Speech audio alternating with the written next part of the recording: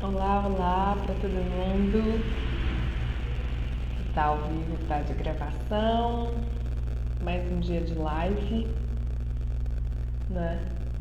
A gente começou essa semana na segunda-feira uma série de assuntos que eu vou começar a discutir e a compartilhar com a gente daqui para frente, com colegas de trabalhos, né?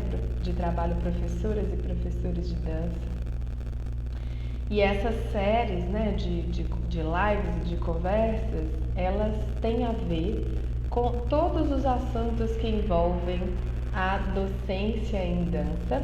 Então, eu vou estar falando como professora de dança para os meus colegas de trabalho, as minhas colegas de trabalho. Obviamente que todas as pessoas são bem-vindas, né? Mesmo quem não é professor, professora de dança, mas às vezes é estudante de dança, é bailarina ou atua em outras áreas, em outras frentes de dança. E mesmo pessoas que sejam simpatizantes também são sempre muito bem-vindas, claro que sim. Nada mais para orientar, né, para especificar que a gente vai estar falando aqui sobre assuntos que são pertinentes à docência em dança. E aí, para a gente poder conversar no dia de hoje, a gente vai falar exatamente sobre comunicação em sala de aula, que é uma questão, né? Converso muito com os meus colegas de trabalho, também com os meus professores, com os meus alunos, sobre essa questão da comunicação em sala de aula, né? Então, do que é feita a comunicação em sala de aula. E isso é uma coisa super importante da gente começar a tentar entender por onde que passa. Sobretudo porque nós, professoras e professores de dança, via de regra, a gente aprende a dar aula dando, né? Depois de muitos anos já atuando nessa área, né, dando aula de diferentes modalidades de dança, é que a gente eventualmente vai procurar uma especialização, seja um curso técnico, seja um curso universitário.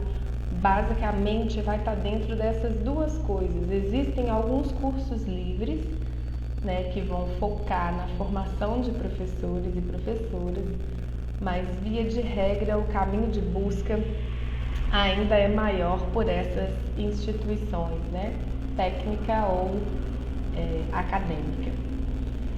E esse é exatamente o trabalho que eu estou começando a fazer agora, né? Como é que nós podemos pensar numa formação docente, de artistas docentes, para trabalhar com dança, sem que necessariamente a gente tenha que passar por um curso técnico ou pela universidade. Eu acabei passando pela universidade. Tenho 22 anos como professora de dança, mas embora eu tenha começado nessa formação livre, né, um dia minha professora não pôde dar aula e ela ligou para a escola e pediu para que eu a substituísse. De lá para cá eu nunca parei. Depois, em 2015, eu acabei entrando na Universidade Federal de Minas Gerais e cursei licenciatura em dança, mas eu já trabalhava. Então, estando dentro da universidade é que eu entendi que a gente não precisa passar pela universidade mesmo. A universidade ela tem preciosidades e ela tem coisas que são muito legais, que são muito pertencentes e pertinentes àquele lugar. Mas a universidade também, enquanto um recorte de possibilidade educacional, ela de fato não é para todo mundo. Deveria ser, mas não é, no sentido de que nem todas as pessoas têm o perfil e têm o desejo de habitar esse lugar. Mas elas às vezes se encaixam e se veem muito mais em lugares outros, né, que produzem outras formas de saber e de conhecimento. E é o caso da maioria de nós na dança, né? Então, para quem está chegando, se você ainda não me conhece, eu sou a Priscila Pata. Eu tenho 36 anos de estudante de dança e atuo há 22 anos como professora de dança. Embora eu considere que o meu primeiro cachê de dança tenha acontecido aos 7 anos de idade, né? Então, há pessoas que falam que eu sou profissional desde os 7 anos de idade, eu não vejo assim, não. porque nessa época, quando eu era criança, eu não entendia isso como um trabalho, né? Fazer as apresentações de dança, ter os ensaios e as aulas, para mim era mais uma coisa que eu fazia no meu dia a dia, assim como eu tinha que estudar, tinha que arrumar meu quarto, etc e tal. Então eu entendo esse recorte profissional como sendo de 22 anos atrás e que culmina também com a minha atuação como professora. Então, o que é essa live de hoje? A live de hoje é para a gente conversar um pouquinho sobre do que é feita a educação na sala de aula. Então, a gente vai discorrer brevemente, né, sobre essa temática. Vamos começar a discorrer, porque o objetivo é que toda quinta-feira a gente fale sobre comunicação em sala de aula. Cada quinta-feira eu vou pegar um ponto específico. Então, isso significa que hoje a gente não vai conversar sobre outras coisas, por exemplo, metodologia, didática, método, técnica, pedagogia, abordagem de ensino-aprendizagem, né, procedimentos metodológicos, financeira, educação financeira no nosso trabalho. A gente não vai falar dessas outras coisas que a gente vem falando nos outros dias. As lives anteriores estão gravadas. O vídeo de ontem, quarta-feira, ele não está aqui no Instagram, ele está no meu YouTube, Priscila Pata. E é um vídeo onde eu falo exatamente sobre a nossa dificuldade como professores, quando a gente perde a paciência com os nossos alunos em sala de aula, né? Quem nunca, né? E aí nesse vídeo que está gravado no YouTube, ele vai contar então um caso que eu tive recentemente, onde já no primeiro exercício da aula eu perdi a paciência com um dos meus alunos e o que eu tive que fazer para poder recuperar e para poder retomar a aula da melhor maneira possível para todo mundo. Então, quem estiver interessado também pode correr lá no YouTube, aproveita e inscreve no canal, né? Que essas coisas hoje em dia dos engajamentos nas redes sociais, elas são muito importantes mesmo, né? Para poder ajudar a fazer a informação chegar cada vez mais nas pessoas corretas, né? Então, inscreve no canal, curte, aquelas coisas todas. Então, vamos conversar um pouquinho hoje, né? Comunicação em sala de aula, do que é feita, né? Entre outras coisas, ela também é feita da comunicação falada, né? Considerando que, no meu caso, por exemplo, sou uma pessoa falante, né? Eu sou uma pessoa falante, então a gente tem que considerar que essa é uma das possibilidades, porque existem vários corpos e existem várias possibilidades de corpos, né? Então existem pessoas que são não falantes ou são os mudos, né? Mudos e mudas, e que também atuam como professores e professoras de dança. E aí, nesse caso, portanto, a fala não vai ser incluída como uma comunicação, mas no nosso caso, sim. E é muito comum que em aulas de dança, nós professores e professoras, que a gente lance mão desse recurso a maior parte do tempo, né? A gente explora bastante o recurso da fala, né? E aí dentro desse recurso da fala a gente tem várias coisas que a gente pode ver, a gente vai falar disso mais pra frente.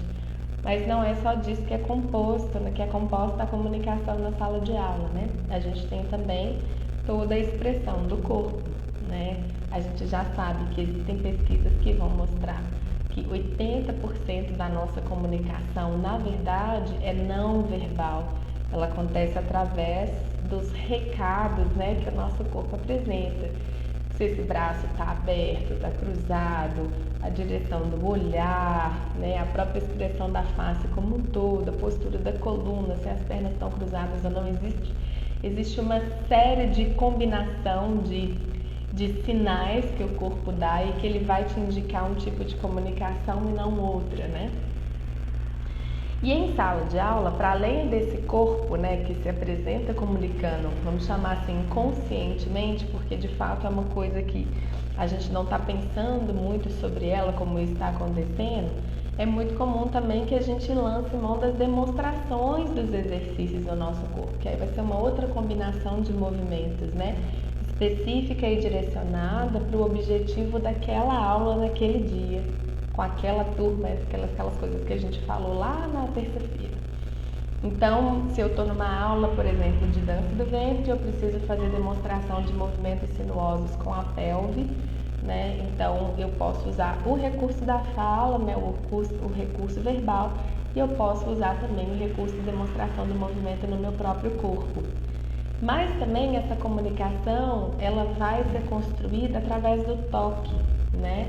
Também é muito comum que nós, professores e professoras de dança, que a gente lance mão do toque, a gente toca o corpo do nosso aluno em determinado lugar, a fim de apontar para ele, demonstrar para ele onde ele precisa acionar o movimento, onde que está a engrenagem do movimento, para qual sentido, para qual direção, com qual intensidade, com qual tônus e assim sucessivamente. E o toque, ele de fato é um recurso muito poderoso que a gente tem. Para cada uma dessas 3 formas de comunicação em sala de aula que a gente está falando aqui hoje, a gente vai ter uma live específica para ela. Existem outras formas de comunicação em sala de aula se tratando de dança, mas a gente vai concentrar nesses 3 grupos. Então, eu tenho a comunicação verbal, considerando os falantes, eu tenho a demonstração do movimento no meu corpo e eu tenho o toque no corpo do meu alunado. E aí, pensando na comunicação verbal, o que poderia vir a ser uma boa comunicação verbal, aquela comunicação que vai de fato atingir o objetivo, que é de compartilhar uma informação específica com o meu alunado. Essa comunicação verbal, ela inclui, além da escolha das palavras que a gente vai usar, e a gente também vai destrinchar isso para poder entender como que realmente é importante a escolha das palavras, né, para que eu consiga ter o máximo de assertividade possível dentro de um processo de ensino-aprendizagem. Mas junto a isso, né, junto às palavras que eu escolho, considerando que elas têm uma significação, um significado muito forte, eu também tenho essa graduação da voz, essa modulação da voz, né? A tonalidade da minha voz e a energia que eu boto nessa fala também vão influenciar diretamente na forma como que o meu alunado vai receber informação, o receptor disso, né? Também existem pesquisas dentro dessa área da comunicação, né, que vão falar disso. E com certeza, né, você assim como eu já viveu isso no seu dia a dia, dentro ou fora da sala de aula, que muito mais do que o que a gente fala é como a gente fala, né? E aí, se a gente traz um exemplo muito básico, né, por exemplo, contexto de discussão, contexto de briga, né? Então, estamos lá discutindo com alguém, brigando com alguém, às vezes você nem escutou o que a pessoa está falando e a pessoa nem escutou o que você está falando, mas o jeito como vocês estão se comunicando um com o outro ali, naquela situação, né, o jeito agressivo, o jeito violento, né, a altura da voz, a intensidade da voz, a gesticulação que acontece naquele momento é o que vai falar mais alto, né? Que inclusive em muitos dos casos vai chegar até agressão física, não tem isso? E aí depois quando passa e baixa a poeira, depois às vezes os dois vão sentar para conversar e vai falar, cara, eu nem sei o que você falou aquele dia, né? Mas você tava tão irado, né? Você tava tão bravo, tava tão violento que tudo que eu queria fazer também era me defender, fosse como fosse. Então, isso são situações, né, exemplos do cotidiano que demonstram pra gente muito bem que mais do que aquilo que a gente fala é como a gente fala.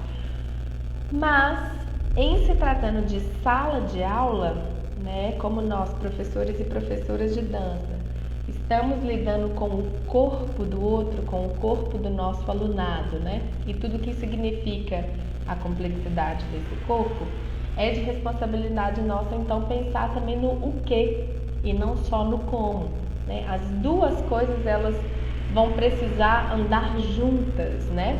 Por quê?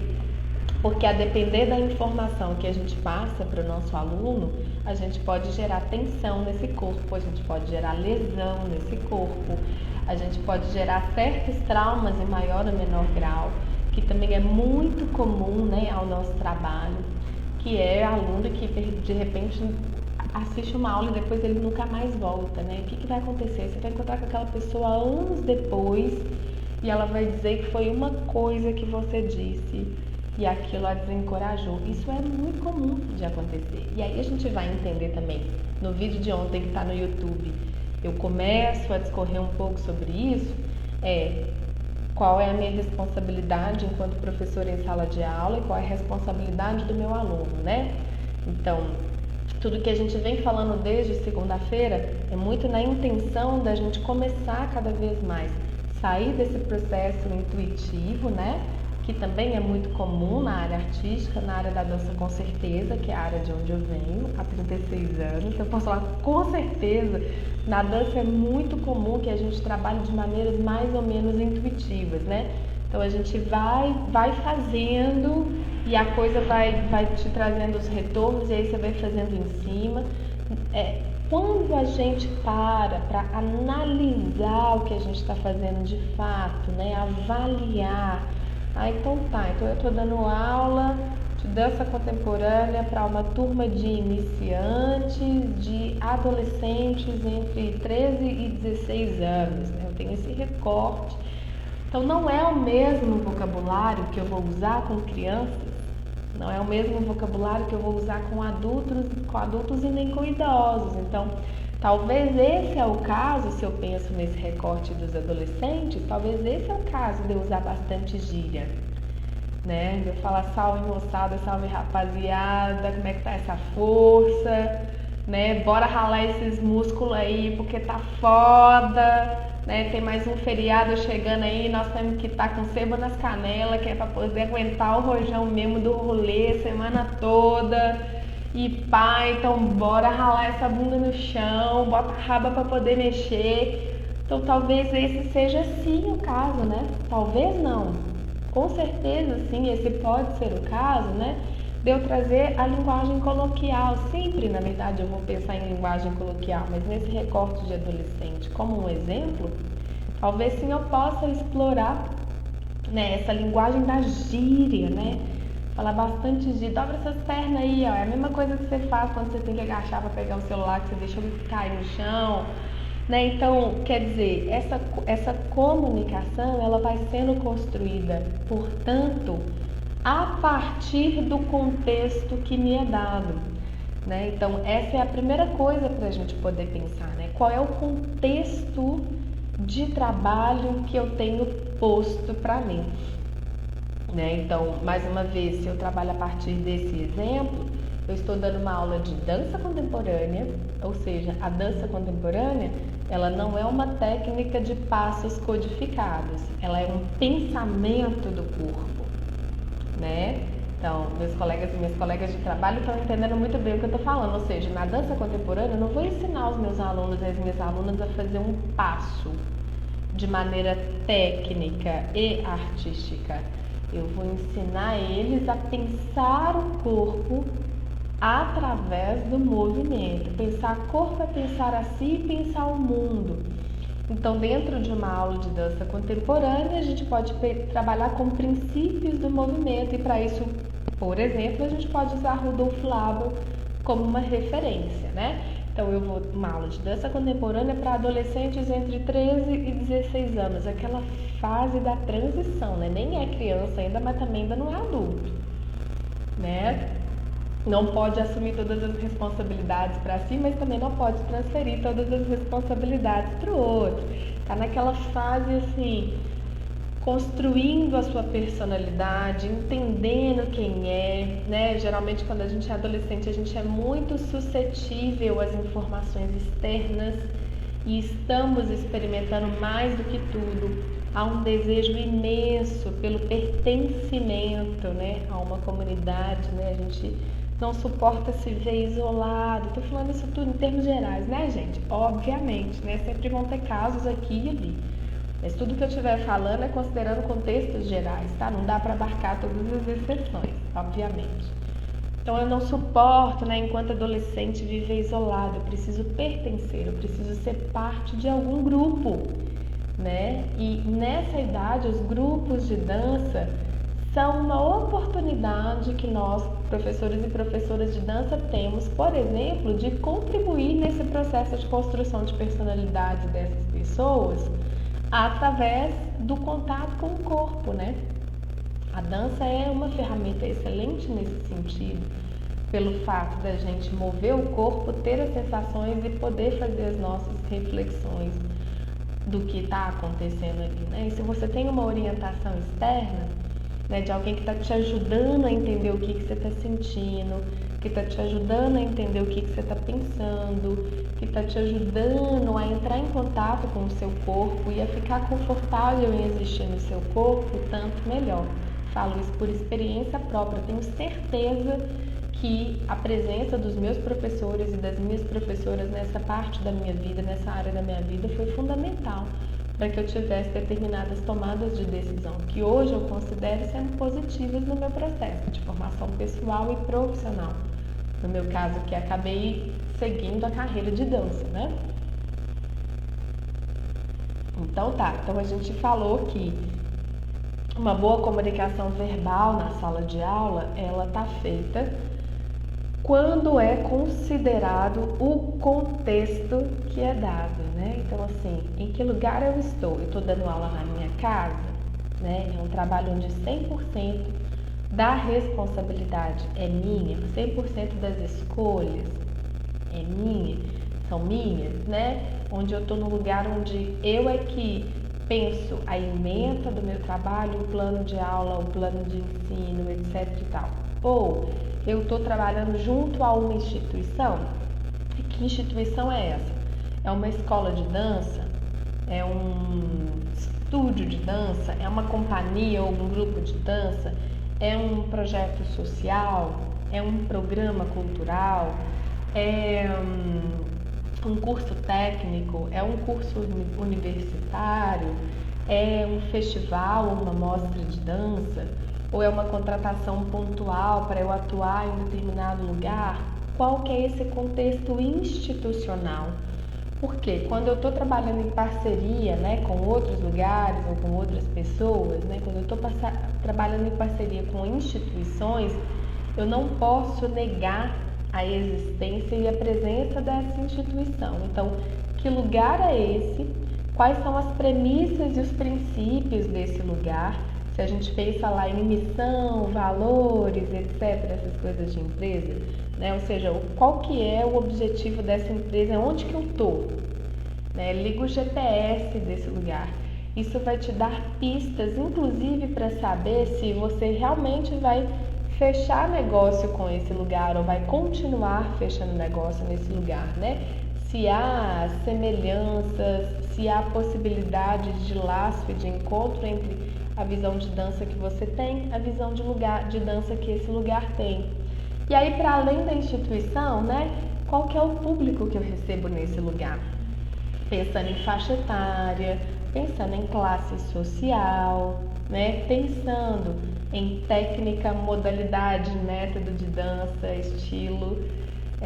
Essas coisas todas, elas vão trazendo um recorte específico de público para a gente que não vai ser o mesmo, né, em toda a dança, né? O público de dança contemporânea, via de regra, não é o mesmo público da dança do ventre.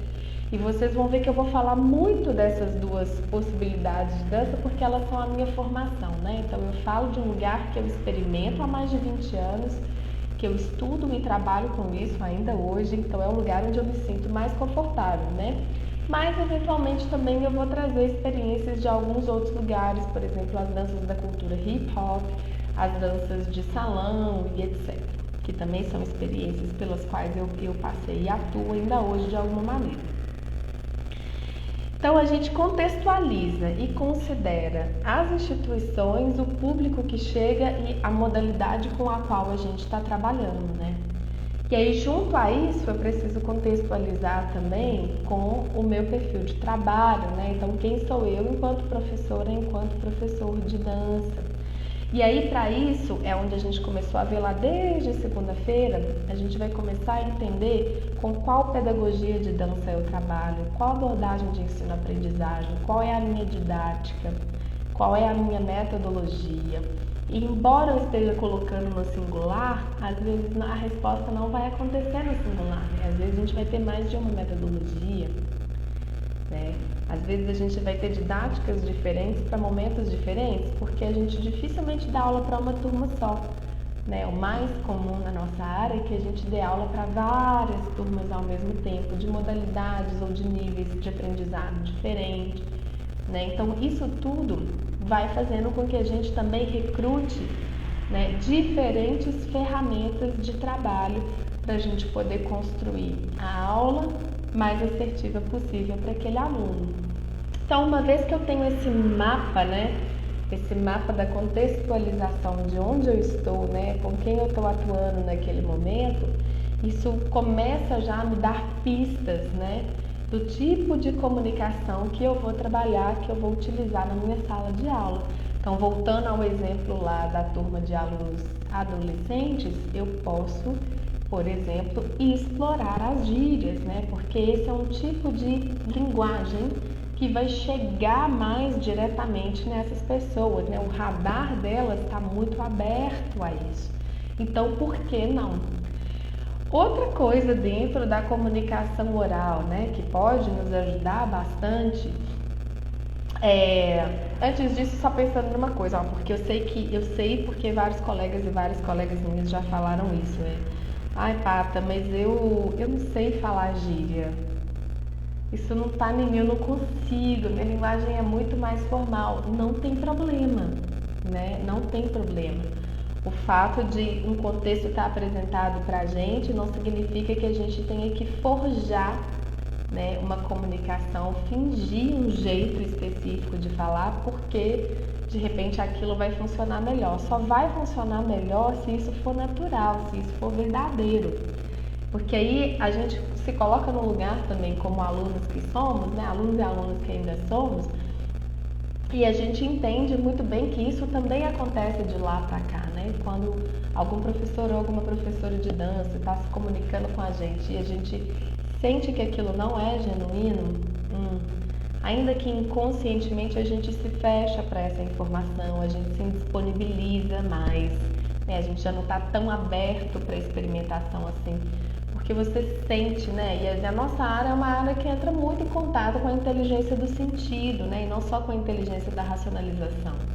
A gente trabalha muito e o tempo inteiro essa coisa da percepção dos sentidos do corpo, né? Então a gente saca quando uma comunicação é genuína e quando ela é forçada. Então, quando é a nossa vez, né, de atuar como professores e professoras de dança, o mesmo vale, né? Quanto mais natural, quanto mais verdadeiro nesse sentido for, sem joguinhos, né? Sem tentar ficar forçando a barra, mais essa comunicação vai funcionar. Então, se não é o caso de usar gírias, por exemplo, né? Se você estiver atuando com uma turma de adolescentes, não use, né? O que é a sua linguagem, a sua comunicação mais natural. Vá nela. E aí o que a gente pode usar como recursos para ir ajudando a construir essa comunicação verbal é então a escolha das palavras, né? Existem palavras que, se a gente ainda considera esse exemplo dos adolescentes, eles não estão prontos para elas, né? Você não precisa, por exemplo, numa aula de dança, ficar usando termos como inexorável, né? Coisas nesse sentido. Para quê? Né? Para que você vai falar isso com um adolescente? Ele não sabe o que é. Você vai gastar mais tempo explicando o que é isso do que, de fato, levando ele a viver uma experiência com o próprio corpo, né? Então, a simplicidade, inclusive, no uso das palavras, ela vai ser um grande aliado nosso na sala de aula. Se a gente considera a comunicação verbal, né, como uma das comunicações principais que a gente utiliza em sala de aula, ir para o caminho simples ajuda muito. Então, é pensar qual é o objetivo daquele exercício, daquele momento da aula e o que eu preciso fazer aqui com poucos passos, com poucas palavras para levar o meu aluno para viver uma experiência, sem que eu entregue tudo pronto para ele, mas sem que eu deixe ele completamente perdido, né? Sem lugar de pega, de escora, né? Como que eu oriento, direciono e a partir disso ele vai construindo a autonomia dele e viver essa experiência através do corpo.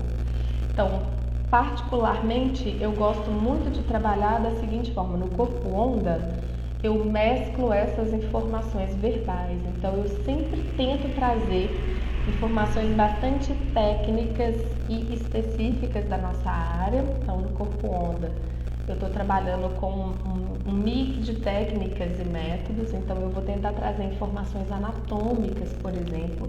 No corpo onda, a gente trabalha muito técnicas de ondulação da coluna. Eu trago informações anatômicas a respeito da coluna, da constituição da coluna, das vértebras, de como que funciona, o que é cifose, o que é lordose, o que é flexão, o que é extensão. E eu vou mesclando essas informações a nomenclaturas que são específicas da dança, por exemplo. Na live de terça-feira eu explicava um pouco de um exercício onde eu uso a parede como superfície de apoio, onde a gente começa, por exemplo, na posição de flat back. Então, quem é da dança vai identificar rapidamente o que é que eu estou falando. E aí eu estou mesclando essa informação anatômica com essa nomenclatura específica da nossa área. E para além disso, né, se ainda for necessário, quase sempre eu trago imagens que algumas pessoas vão chamar de lúdicas, né? Para também dar essa amarra nessa informação. Então, por exemplo, ondular a coluna, via de regra eu vou falar serpentear a coluna.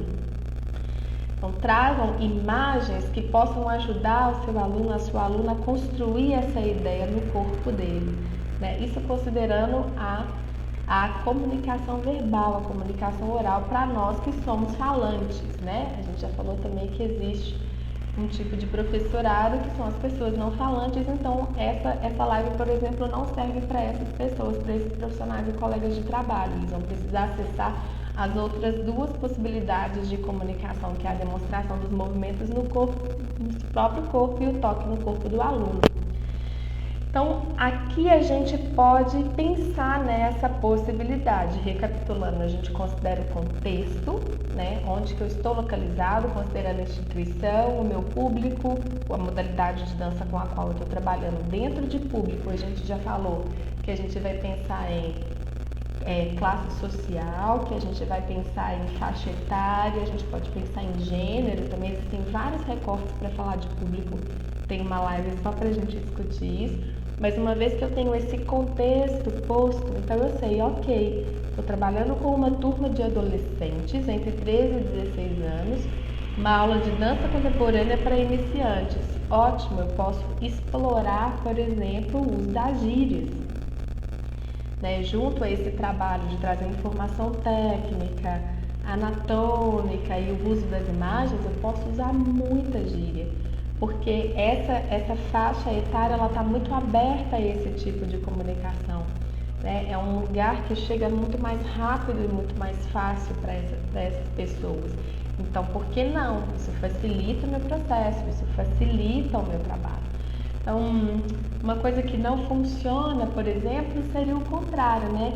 Imagina que eu estou num contexto de um curso que eu vou dar dentro da universidade, para o último ano de licenciatura, dentro de um congresso lá na universidade, por exemplo, no curso de dança da UFMG, né? Ou seja, um ambiente super formal, né? Um ambiente que ele é mais contido, digamos, as palavras aí chegando, ó. É um ambiente mais formal, um ambiente mais contido, né? Um ambiente onde as pessoas estão ali para estudar a ciência, a dança como uma área de conhecimento. Então, outro recorte, olha como que até o volume da minha voz mudou, a velocidade das palavras, o tom de voz, como está mais aveludado. Percebe como que naturalmente essas coisas já vão acontecendo, né? O ajuste da comunicação oral, ele já vai acontecendo dependendo dos contextos onde a gente está localizado. se a gente orquestra isso, né, e usa isso de maneira consciente, né, e proposital, as chances da gente ter uma melhora, né, dessa comunicação em sala de aula, no sentido de fazer com que a informação seja cada vez mais assertiva, é altíssima, né? Então, se eu estou lá nesse contexto, no exemplo lá, né, da universidade, muito provavelmente eu não vou usar gírias. Por quê? Porque não pode? Não, de jeito ninguém falou que não pode. Muito pelo contrário, existem algumas pessoas que inclusive vão fazer isso de propósito, né? Exatamente para problematizar a comunicação na universidade, para problematizar esse lugar dos saberes, dos conhecimentos, das hierarquizações que ainda existem, mas via de regra, e a gente combinou que a gente vai falar aqui em termos gerais, porque é impossível abarcar todas as exceções. Via de regra não é isso que acontece. Via de regra eu vou então, dentro desse lugar formal, ajustar a minha linguagem, a minha comunicação para uma comunicação também formal, né? Então eu vou usar, provavelmente no contexto de universidade, eu vou usar muito mais termos técnicos do que imagens, né? Técnicos e anatômicos, eu vou trabalhar muito mais com essa linha, com essa linha das fundamentações científicas, né? Porque esse lugar me permite isso, né? Esse lugar me dá essa possibilidade, me dá esse aval, inclusive, né? Então, ótimo. Então, a gente, se a gente entende que considerar o contexto, né? Levar em consideração não só nesse lugar intuitivo, né? Mas trazendo para a consciência, que acho que esse tem sido o exercício aqui, né? Como que eu trago isso para a consciência, como que eu verifico isso na prática, para que de maneira prévia eu me prepare da melhor maneira possível para poder atuar naquele lugar de maneiras cada vez mais assertivas, né? Então, posso dar um exemplo aqui de quando eu estava começando com o Corpona, os primeiros anos do Corpona, eu dava a mesma aula para pessoas de todas as idades. Então, desde crianças de 4 anos de idade, até na época eu tinha alunos já com mais de 80 anos, trabalhava em diferentes lugares, desde escola de dança, programa cultural, aula particular, eram vários contextos. Ao mesmo tempo, com público de tudo quanto é jeito, né? Eu tinha pessoas de todas as classes sociais, eu tinha pessoas de vários lugares da cidade, enfim, era como diz o outro, um prato cheio, assim, para pesquisa, né? Então, eu desenhava a mesma aula e eu dava a mesma aula para todas as idades, desde 4 anos até mais de 80. E aí, nesse momento, né, nesse período em que eu fazia esses testes, trabalhando o mesmo modelo de aula para todas as idades, foi onde ficou muito forte para mim, por mais óbvio que pareça, que é a comunicação verbal, nesse caso, a comunicação oral, que era o fator determinante para que eu fizesse com que aquele mesmo exercício funcionasse para uma criança de 4 anos, um adolescente de 18, um adulto de 40 e um idoso de 80. Diferentes faixas etárias que têm diferentes condições cognitivas mesmo, né? Uma criança de 4 anos de idade, ela ainda está formando o seu corpo, né? O cérebro, ele termina de ficar pronto mais ou menos aos 21, 22 anos de idade. Você tem todo esse período de construção, né, de formação de si, não só como sujeito, né, psicologicamente falando, mas como esse corpo físico também. Então, são processos cognitivos que variam e para cada etapa é necessária uma comunicação específica, né? Então, o mesmo jeito de falar com um adulto de 30, 40, 50 anos não é de jeito nenhum o jeito de falar com uma criança de 5, 10, um adolescente de 12, 15 anos, né? Porque eles têm condições de entender palavras diferentes, construções de frases diferentes, ideias diferentes. E para isso é necessário adaptar. Então, com o público infantil mais do que todos os outros, o uso das imagens, por exemplo, é fundamental. Com essas crianças eu praticamente não usava informação técnica. A única coisa que particularmente eu gostava de fazer era que eu ensinava bastante nome de osso para as crianças. Então, meus alunos, minhas aluninhas, eles chegavam para outros professores e professoras, eles sabiam o que era fêmur, o que era úmero, o que era pelve, eles sabiam o nome de vários ossinhos que depois, na continuidade do processo deles, ia fazer toda a diferença. Mas isso vinha no entorno, né? A informação central para eles era a informação lúdica, era a informação das imagens, porque era o universo conhecido disso, né? Se a gente faz um paralelo, isso é muito dentro das ideias freirianas, por exemplo, né? O Paulo Freire é o grande cara que vai falar disso, né? Não adianta eu falar de uva para uma pessoa lá do norte do país que nunca viu uma uva, ela não vai entender o que eu estou falando com ela, né? Então, o que é que tem aqui que já é da vivência dessa pessoa, né? O que eu posso pegar de informação e de bagagem que ela já traz consigo para, a partir daí, esse processo de ensino e aprendizagem, enquanto uma troca possa ocorrer, né?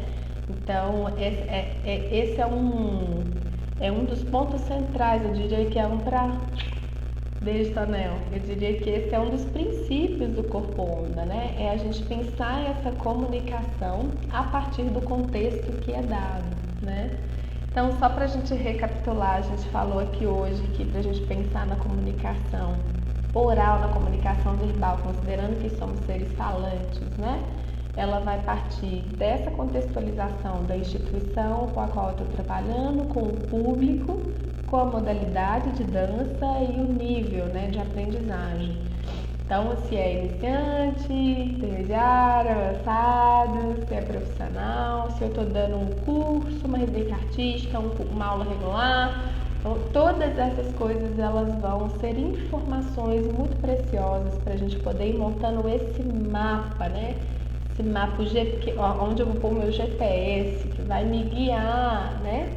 Nesse caminho rumo a um destino específico que eu tenho, que no nosso caso é o objetivo de cada aula em específico, o objetivo de um período maior de trabalho que a gente tem. E aí a gente falou que de outras três processos, vocês viram que eu gosto muito dessa coisa do 3, né? 3. Eu sempre tento resumir as coisas em 3 grandes coisas, né?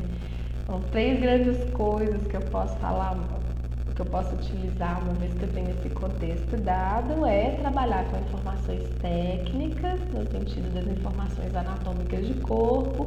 Eu posso trabalhar com as nomenclaturas próprias da dança, né? Por exemplo, a dança do ventre tem uma nomenclatura específica para ela, né?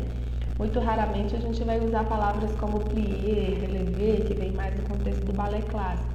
Serve, mas a dança do ventre tem o seu próprio jeito de chamar extensão e flexão, por exemplo, de alguma parte do corpo. E a terceira coisa seria trazer essas imagens, né? Quais são as imagens que eu posso usar que me ajudam a construir essa ideia de movimento que a gente está querendo trabalhar com ela naquele momento. E aí a gente sacou isso, né? Se eu tenho o contexto do meu alunado, idade, classe social, etc e tal, gênero, isso também vai me ajudar na escolha das palavras, né? Se eu estou trabalhando com um grupo de adolescentes, via de regra eu vou poder explorar, por exemplo, o uso das gírias, né? Mas se eu estou trabalhando num contexto de uma universidade, por exemplo, eu posso explorar mais o recurso técnico, né? E assim sucessivamente. Então, essa é a ideia da nossa live de hoje, da nossa conversa de hoje, a gente começar a entender, começar a destrinchar do que é feita a comunicação em sala de aula. A gente falou que tem vários tipos de comunicação e, considerando os falantes, hoje a gente está falando especificamente da comunicação verbal em sala de aula. As outras lives ficaram gravadas aqui, desde segunda-feira a gente está conversando. Eu vou fazer pelo menos de segunda a sexta-feira, sempre que possível. Vou entrar aqui de manhã para a gente falar sobre um tema diferente, mas todos eles temas pertinentes ao mundo da docência em dança. Lembrando que o vídeo de ontem não está no Instagram, está no meu YouTube. E é um vídeo onde eu conto o dia que eu perdi a paciência em sala de aula, logo no primeiro exercício. Porque também é importante a gente falar das nossas dificuldades, das nossas frustrações como profissionais também, né, da área da dança. Nem só de flores e acertos é feita a nossa área, né, embora seja sempre com muito amor. E aí, além de falar que isso aconteceu, eu conto também como que eu fiz para poder resolver essa situação, né? Qual foi a estratégia que eu usei para poder dar essa volta, resolver e continuar dando a minha aula da melhor maneira possível, deixando um ambiente seguro e confortável para os meus alunos de novo. Então tá lá no meu YouTube, também Priscila Sato. Aproveita e se inscreve lá para a gente fazer essa rede crescer. E se tudo der certo, eu volto amanhã. Um beijo.